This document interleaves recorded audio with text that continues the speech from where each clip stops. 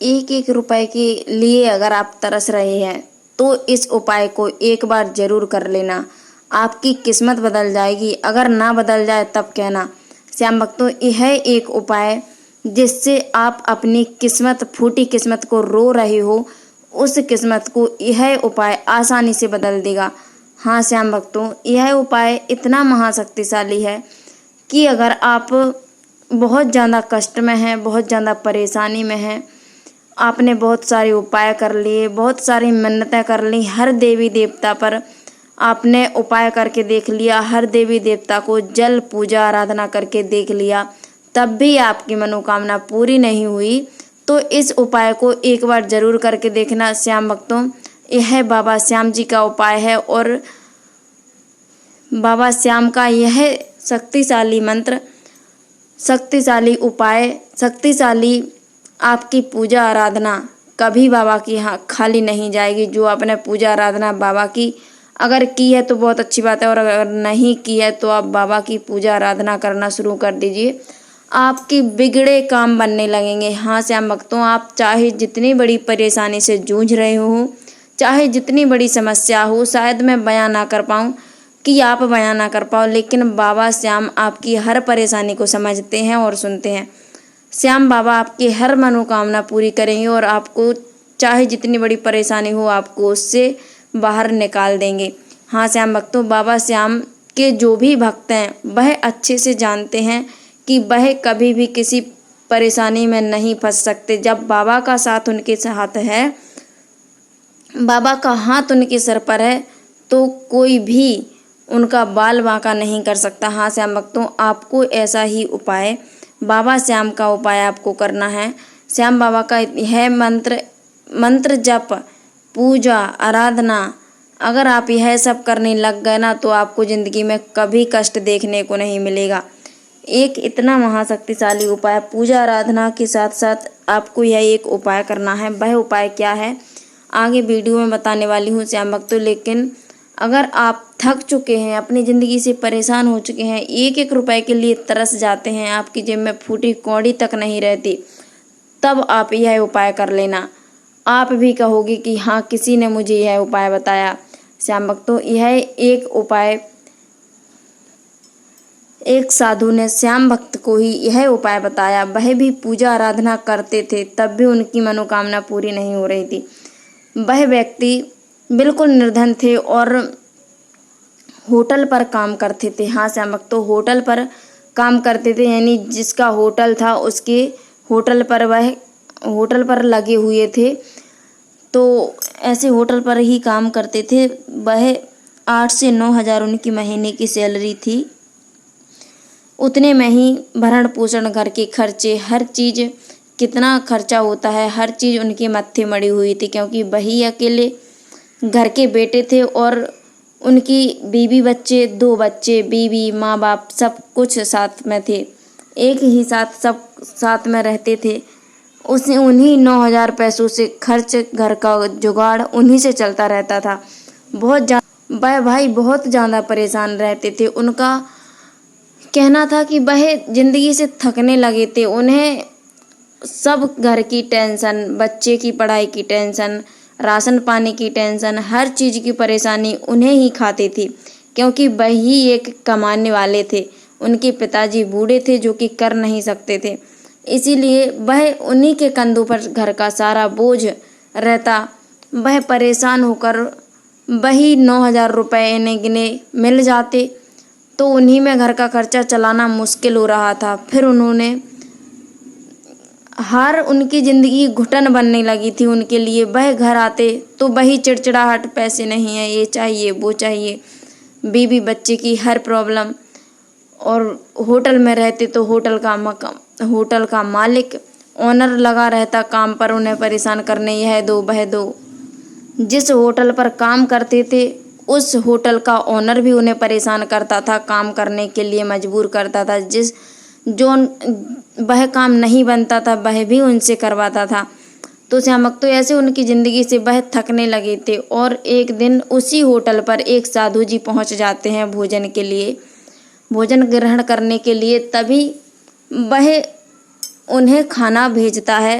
वह भोजन लेकर के टेबल पर जाता है तो वह साधु ही उनसे पूछ लेते हैं। साधु बड़े ही निर्दय थे कि साधु ने उनसे पूछ लिया कि आप इस होटल पर काम कर रहे हो, आपको कितना पैसा मिल जाता है। तब उन्होंने कहा कि गुरुजी कहाँ, 9,000 रुपये मिलते हैं, इसी में बच्चे, माँ बाप, बीवी सबके खर्चे होते हैं।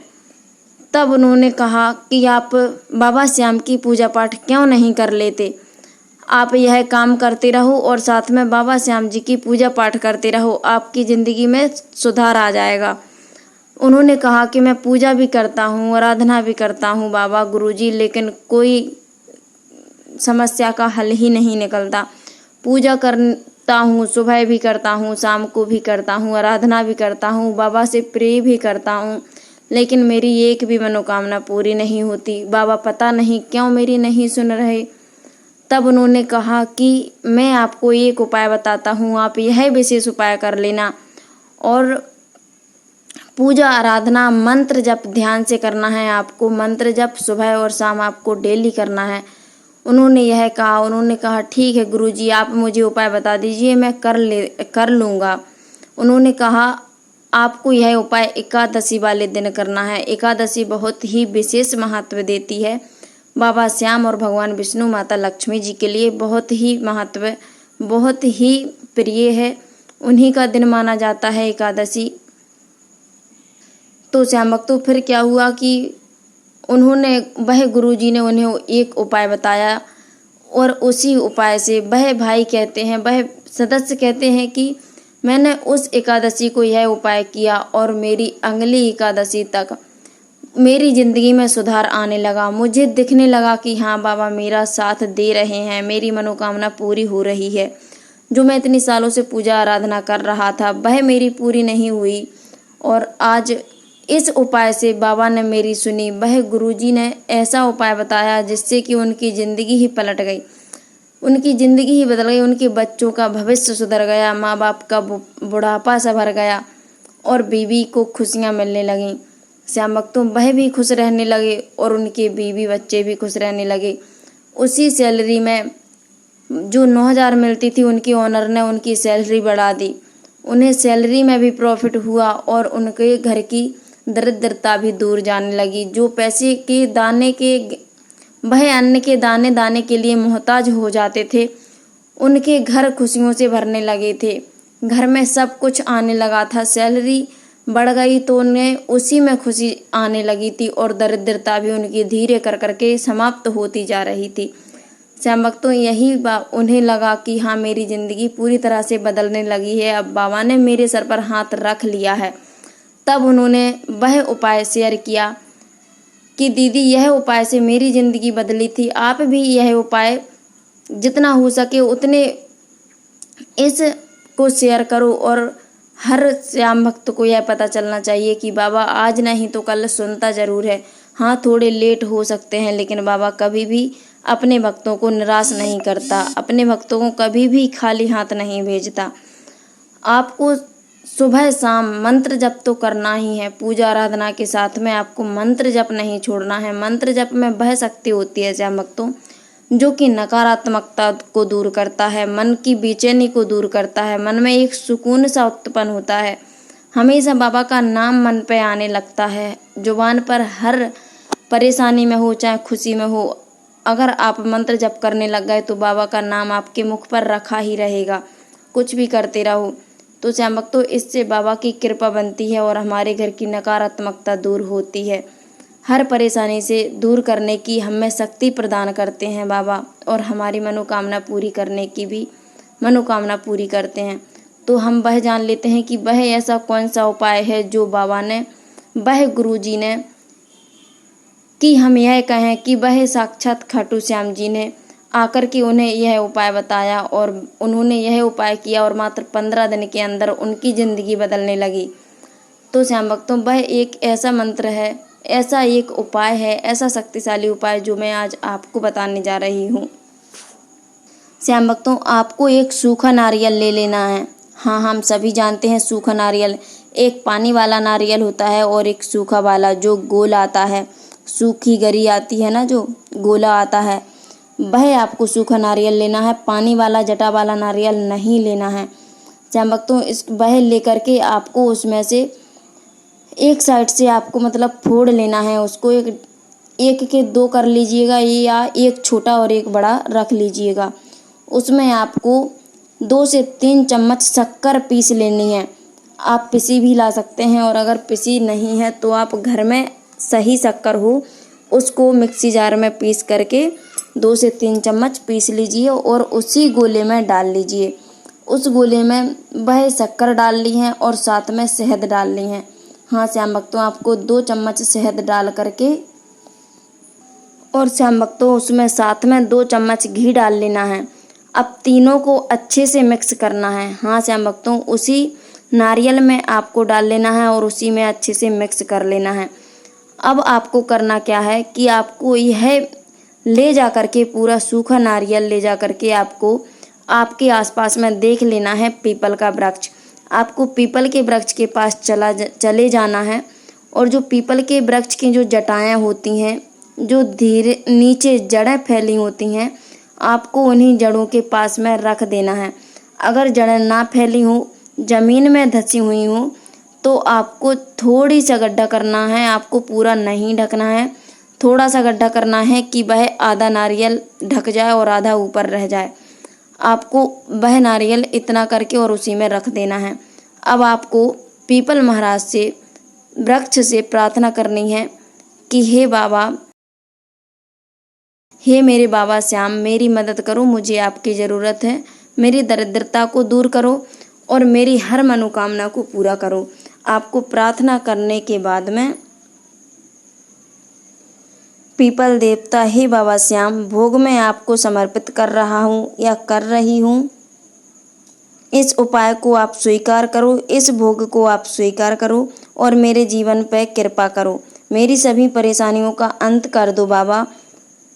आपको यह प्रार्थना करने के बाद में अपने घर आ जाना है। श्याम भक्तों, आपको संदेह बिल्कुल भी नहीं रखना है अपने मन में कि यह काम नहीं होगा।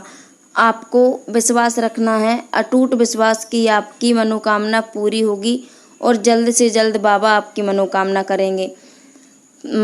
पूरी करेंगे। तो आपको यह उपाय करने के बाद में आप देखोगे कि आपकी कैसी मनोकामना पूरी हो जाएगी। लेकिन साथ ही साथ आपको क्या करना है, आपको या तो फिर जब आपकी मनोकामना पूरी हो जाए तब आपको या तो आप 10 कन्याओं को भोजन करवा देना, या फिर अगर आपसे वह ना हो पाए, आपकी इतनी व्यवस्था आप नहीं करना चाहो, तो आप 10 मंदिरों में जाकर मिठाई चढ़ा देना, प्रसाद चढ़ा देना। अगर वह भी आप नहीं कर सकते तो 10 गरीबों की मदद कर देना। यह आपको उपाय करना ही करना है। हाँ श्याम भक्तों, 10 के फॉर्म में ही करना है, क्योंकि जब 10 के फॉर्म में आप करोगे तो 10 दिशाएं आपकी मनोकामना पूरी करने में जुट जाएंगी और आपकी मनोकामना को सफल प्राप्त कर देंगी, आपकी मनोकामना पूरी ही कर देंगी। इसीलिए आपको 10 ही जो भी करना है 10 के फॉर्म में ही करना है। यह उपाय आप एक बार ज़रूर करके देखिएगा, आपकी हर मनोकामना पूरी होगी। बाबा आपकी मनोकामना पूर्ण करेंगे। तो आप यह एक बार ज़रूर से कर लेना श्याम भक्तों। फिर मिलते हैं ऐसी किसी वीडियो के साथ, तब तक के लिए जय श्री श्याम, हारे के सहारे की जय। अगर आज की वीडियो या आज का उपाय श्याम भक्तों आपको ज़रा सा भी पसंद आया हो तो आप वीडियो को लाइक ज़रूर से कीजिएगा। चैनल पर नए हैं तो चैनल को सब्सक्राइब कर लें। कमेंट बॉक्स में जय श्री श्याम, हारे के सहारे की जय ज़रूर से लिखिएगा। श्याम भक्तों, जय श्री श्याम।